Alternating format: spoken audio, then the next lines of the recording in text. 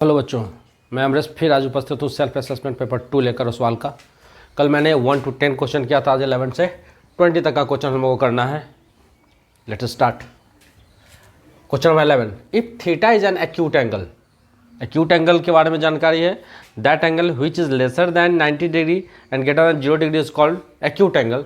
It means अब acute angle में हम लोग किसको किसको सीखे, हम लोग जानते हैं, हम लोगों ने पढ़ा है ट्रिग्नोमेट्री में 30 डिग्री का वैल्यू, 45 डिग्री का, 60 डिग्री का, है ना। इन सबों का वैल्यू जो एक्यूट एंगल में आता है तो वो वैल्यू है हमारे पास।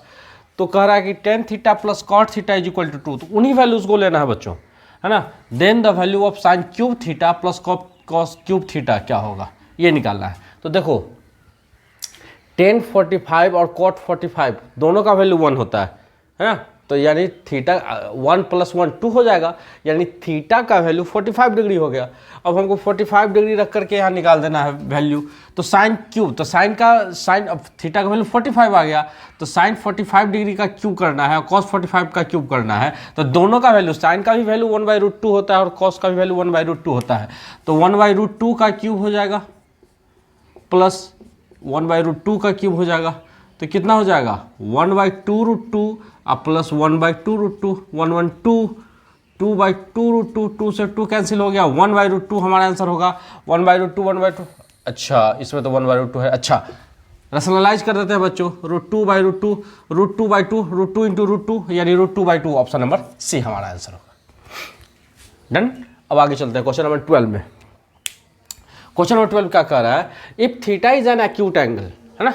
थीटा फिर वही वाली बात, थीटा यानी 30 डिग्री, 45 डिग्री या 60 डिग्री में होगा। ए राइट एंगल ट्रायंगल, अच्छा तो एक एंगल है तो यानी दो एंगल एक्यूट एंगल है। Then which of the following equation is not true. अच्छा इसमें ट्रू, अच्छा तो ये थीटा वाली फॉर्मूल हमको चेक करना है वैल्यू, किसी भी थीटा के लिए वैल्यू रहे, थीटा अगर वैल्यू लेंगे तो तीनों का सेम, जो भी रिलेशन होगा थीटा का वैल्यू सेम लेंगे। तो चलिए, तो अगर थीटा का वैल्यू सेम है तो किसी भी मान के लिए, है ना, 0 to 92 किसी भी वैल्यू के लिए ये रिलेशन सही होना चाहिए, हमको सिर्फ यही चेक करना है। तो फॉर्मूला बच्चों अगर मेमोराइज रहे क्वेश्चन आसानी से बनेगा। तो साइन थीटा और कॉट थीटा का वैल्यू कितना, cos theta by sine theta होता है इसका, cos theta by sine theta. Then sine से साइन कट जाएगा तो कॉस थीटा बचेगा, कॉस थीटा, तो ये तो हमारा सही है ना। नॉट ट्रू पूछा, गलत इसमें सही नहीं है, सो पूछ रहा है। कॉस थीटा तो sine theta by cos theta, इसमें sine theta by cos theta हो जाएगा, तो कॉस से कॉस कट जाएगा तो टेन थीटा, तो यहाँ बच जाएगा साइन थीटा, साइन थीटा, ये भी सही है हमारा, ये भी नहीं होगा। चलिए cosec square theta minus cot square theta बराबर 1, ये तो गोल्डन फार्मूला है। अच्छा यहाँ देखिए sec square theta minus tan square theta is equal to 1 होता है, tan square theta minus sec square, ये हमारा यानी ऑप्शन नंबर डी होगा, ये गलत है ना, ये सही नहीं है, तो वो हो गया option number D. Let's start question number 13। If the length of the ladder placed against A wall, है ना, एक लैडर है जो दीवार के अगेंस्ट में लगाया गया है, is twice the distance between the foot of the ladder and the wall. अच्छा मान लो बच्चों कि ये वॉल है ना, और इसके जितना दूरी है, ये जितना है उसका दुगुना लैडर का लेंथ है। अगर ये x है तो ये 2x है ना। तो कह रहा है is between the front of the ladder and the wall, the angle made by the ladder with the horizontal is, यानी हॉरिजॉन्टल छत, ये एंगल पूछा है, ये कितना हो जाएगा। तो देखो इस एंगल ये परपेंडिकुलर तो बेस, तो b/h cos थीटा का वैल्यू हो जाएगा। तो cos थीटा का कौन सा value x by b/h x/2x हो जाएगा, x से x कैंसिल 1/2 आ गया, तो cos थीटा कौन सा वैल्यू, तो 60 डिग्री, यानी 60 डिग्री वैल्यू हमारा होगा cos 60। ये बच्चों आपको डिग्रीज का वैल्यू याद रखना होगा। क्वेश्चन नंबर 14 में आते हैं, कह रहा इन the given figure 80 is a tangent, है ना। अच्छा फिगर, इसमें एक सेकेंड, फिगर बच्चों कह रहा है क्वेश्चन नंबर 14 में फिगर दिया हुआ है, ये वाली फिगर है,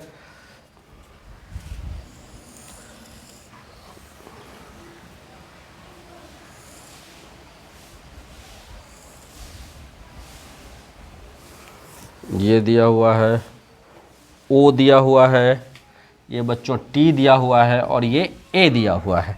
ओके, इसकी लेंथ है 4 सेंटीमीटर, यहाँ से यहाँ तक की लेंथ 4 सेंटीमीटर, ये 30 डिग्री में है।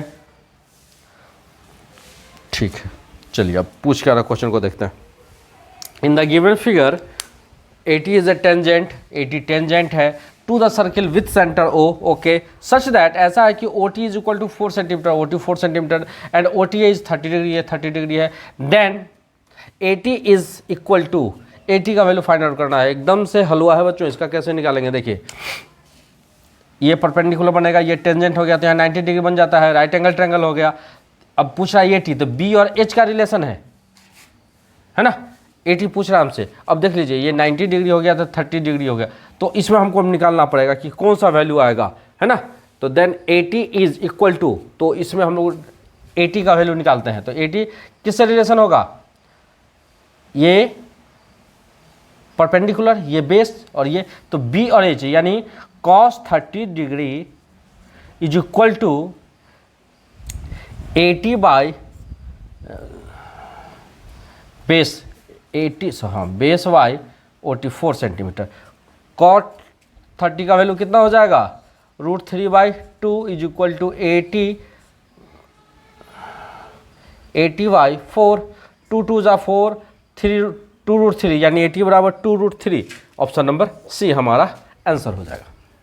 बच्चों क्वेश्चन नंबर 15 को देखते हैं, क्या कह रहा है question number 15। The length of tangent drawn to a circle of radius 9 centimetre from a point 41 centimetre from the centre is. कह रहा है कि लेंथ पूछ रहा है, टेंजेंट का लेंथ क्या होगा, ठीक है ना, और वह जो एक्सटर्नल पॉइंट है सर्किल से वह सेंटर से 41 सेंटीमीटर की दूरी पर है। तो अगर हम लोग ये सर्कल अगर ड्रॉन करते हैं और उस पर ये एक टेंजेंट है जो सेंटर से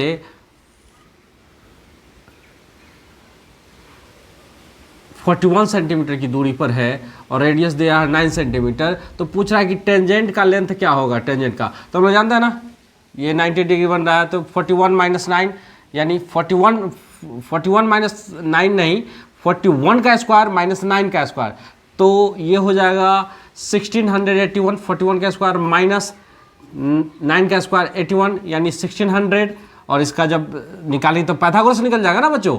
ए ओ मान लेते हैं पी, तो ए पी निकालना है, तो इसका स्क्वायर माइनस इसका स्क्वायर हो जाएगा, तो इसलिए माइनस कर दिया, और ये रूट में चला जाएगा बच्चों, तो कितना हो जाएगा 40, यानी हमारा 40 होगा आंसर। अब आते हैं बच्चों क्वेश्चन नंबर 16 में, क्या कह रहा है। A card is drawn at random from a well shuffled deck of 52 playing cards, है ना, प्लेइंग कार्ड्स है, तो हम लोग को पता है, सब लोगों को पता है कि 52 होते हैं, जिसमें प्रत्येक उसमें चार कलर का होता है, स्पेड होता है, डायमंड होता है, हार्ट होता है ना, और 4 होते हैं उसमें टोटल। ये इसमें देख लेते हैं, ये हार्ट हो गया, उसके बाद ये डायमंड हो गया बच्चों,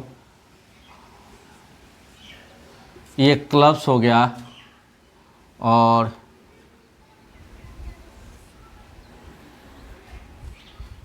ये बच्चों स्प्रेड हो गया, है ना, तो ये हार्ट हो गया। तो देखो इसमें से 2 रेड कलर का और ये दोनों ब्लैक कलर का होता है, ठीक है ना। अब देखिए, और इस समूह में 3 इसकी भी संख्या 13, इसकी भी संख्या 13, इसकी भी संख्या 13, इसकी भी संख्या 13 होती है, और सबों में इसमें 3 फेस कार्ड, इसमें भी 3 फेस कार्ड, इसमें भी 3 फेस कार्ड, इसमें भी 3 फेस कार्ड। देखा होगा प्लेइंग कार्ड्स पर बना होता है, क्यून का फोटो बना होता है, किंग होते हैं और जैक होते हैं। ये किंग, क्वीन और जैक, ये 3 फेस कार्ड होते हैं। एक में 3 होंगे, इसमें भी 3 होंगे, इसमें भी 3 होंगे, इसमें भी 3 होंगे, यानी टोटल मिलाकर 12 फेस कार्ड हो जाएंगे। तो कह रहा है card the probability of getting a face card is, तो फेस कार्ड की प्रोबेबिलिटी क्या हो जाएगी, तो टोटल कितना है 52 कार्ड्स, तो 12/52 हमारा आंसर आ गया। अच्छा ये तो कटा हुआ है, तो कितना से कट जाएगा, 3 4 जा 3 से 4/13, यानी ऑप्शन नंबर हमारा ये हो जाएगा। अब आते हैं क्वेश्चन नंबर 17 में।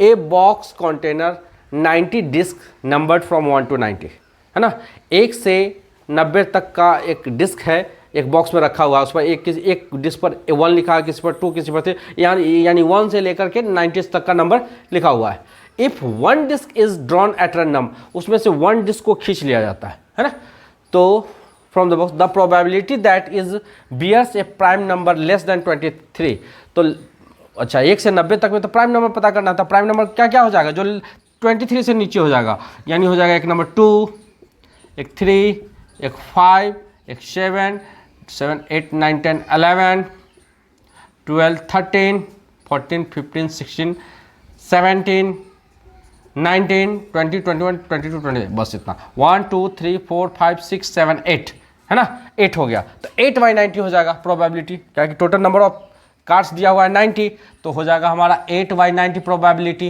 8/90, 8/90, 8/, 7/90, 19, अच्छा 4/42। देखो इसको काट देना है, 2 4 जाए 45, यानी 4/45, ऑप्शन नंबर सी हमारा आंसर हो जाएगा। चलिए क्वेश्चन नंबर 18 क्या कर रहा है, an event is very unlikely to happen, है ना, मतलब एकदम असंभव विषय होना है तो मतलब उसकी जो होने की संभावना है, प्रोबेबिलिटी है, एकदम बहुत कम है ना, बहुत कम, एकदम बहुत ज़्यादा कम, वेरी अनलाइकली लिख रहा है, to happen, its probability is closest to. अच्छा बच्चों इसमें तो हमको देख लेना है, तो देखिए 1 2 3 4 इसका हम लोग फ्रैक्शनल नंबर निकाल देंगे, है ना, ये आ जाएगा, ये हो जाएगा 1/1000, 1 2 3, एक पर 1 2 3, अच्छा 40, फिर यहाँ हो जाएगा 1 पर 20, फिर 1/10। तो इसमें से कौन सा बड़ा है, बड़ा ये वाली है ना, एक का 10,000 भाग कर देते हैं, एक का 1,000 भाग करते हैं, एक का 100 भाग कर देते हैं, एक का 10 भाग कर देते हैं, तो 10 भाग वाला टुकड़ा बड़ा हो जाएगा। तो कह रहा है कि बहुत कम ना होने की संभावना, नहीं बराबर, यानी जो सबसे बड़ा हो जाएगा, जो सबसे करीब होगा, जो एकदम नहीं होने के करीब होगा, तो एक का संभावना है 10,000 भाग कर देते हैं, जो नहीं होने की प्रोबेबिलिटी है। इसका मतलब ये करीब करीब हो जाएगा हमारे प्रोबेबिलिटी का, जो अनलाइकली है, कोई भी घटना, जो भी इवेंट होने वाला हो। तो इसका क्वेश्चन नंबर 18 का ऑप्शन नंबर ए हमारा आंसर हो जाएगा। बच्चों अब 19, बच्चों अब क्वेश्चन नंबर 19 लेकर मैं उपस्थित हूँ। क्वेश्चन नंबर 19 में क्या कर रहा है, ये असर्शन रीजन का क्वेश्चन है। ए एंड आर दोनों सही है, लेकिन आर जो है करेक्ट एक्सप्लेनेशन है ए का। इसमें ए और आर दोनों सही है, लेकिन आर जो है करेक्ट एक्सप्लेनेशन ए का नहीं है। इसमें ए सही है बट आर इज़ फॉल्स, इसमें ए फॉल्स है, आर करेक्ट है। अब देखते हैं कि द फर्स्ट टर्म के terms of sum of first term of के A P is 3k² - k है। तो इस कंडीशन में जब फर्स्ट टर्म ऑफ के पूछा जाए, सम ऑफ फर्स्ट टर्म, तो एक बात ध्यान रखना है कि सम ऑफ फर्स्ट टर्म और फर्स्ट टर्म ऑफ एपी दोनों सेम होता है। तो उस कंडीशन में हम क्या देखते हैं कि 3 × 1 का स्क्वायर -1, के जब 1 डाल देते हैं तो 3 - 1 यानी 2 आ जाता है। फर्स्ट हमारा 2 आ गया, और यहाँ दे रहा है 5, यानी हमारा ये गलत हो गया, असर्शन ए गलत। तो जैसा ही असर्शन गलत हो जाएगा तो ए इज फॉल्स इसमें करा, बाकी तीनों में ए इज ट्रू, दोनों में सब में सही है, तो ऑप्शन नंबर डी हो जाएगा। अब क्वेश्चन नंबर 20 में आते हैं, क्या कर रहा है, अब इसको देखने की आवश्यकता नहीं है बच्चों, है ना। जब ये गलत हो तो हमारा ऑप्शन ये हो जाएगा।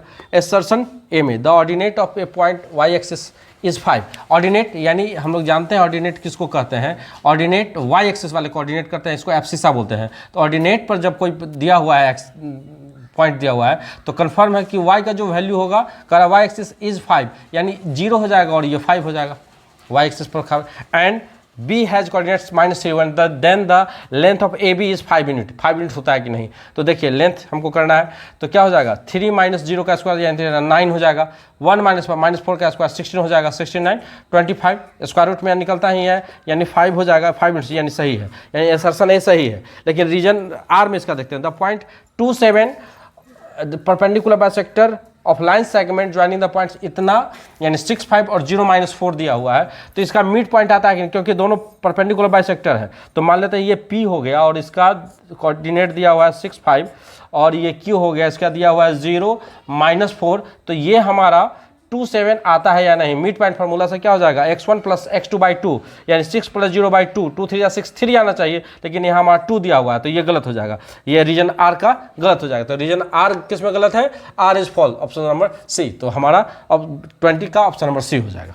थैंक यू बच्चों, आज हमने सिंपल असेसमेंट पेपर 2 किया, कल मैं असेसमेंट पेपर 3 लेकर के उपस्थित रहूँगा। तब तक के लिए धन्यवाद।